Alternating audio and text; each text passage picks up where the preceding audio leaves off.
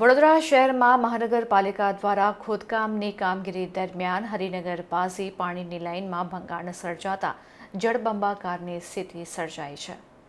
વડોદરા શહેરમાં દિવસે દિવસે પાણીની સમસ્યા જોવા મળતી હોય છે, પરંતુ હરિનગર પાસે આવેલ પ્રથમ 4 રસ્તા પર પૂર જેવી પરિસ્થિતિ જોવા મળી રહી છે। અહીંયા કેટલાય અકસ્માતો પણ પાણીને લીધે થઈ ચૂક્યા છે, પરંતુ મહાનગરપાલિકા ધ્યાન આપતું નથી।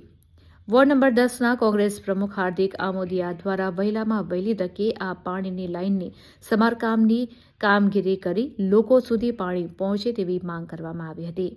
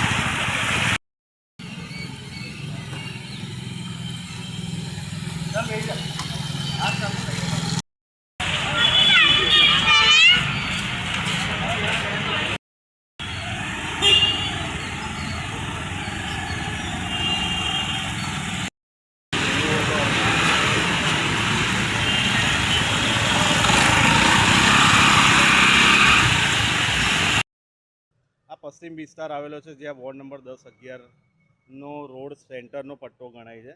1.5-2 મહિનાથી અહીંયા કામગીરી ચાલતી હતી, પણ કામગીરી જે ચાલતી હતી એમાં જનતાએ સમર્થન બી આપ્યું, આખો રોડ બ્લોક કરી દીધો હતો।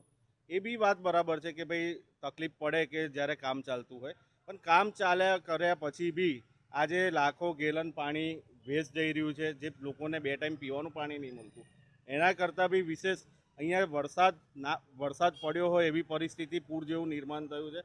અને હમણાં હાલમાં મેં જાતે એક કાકા અને 2 એક્સિડન્ટ થતાં પડતા જોયા, એમને મેં ઊભા કર્યા, એમને બચાવ્યા।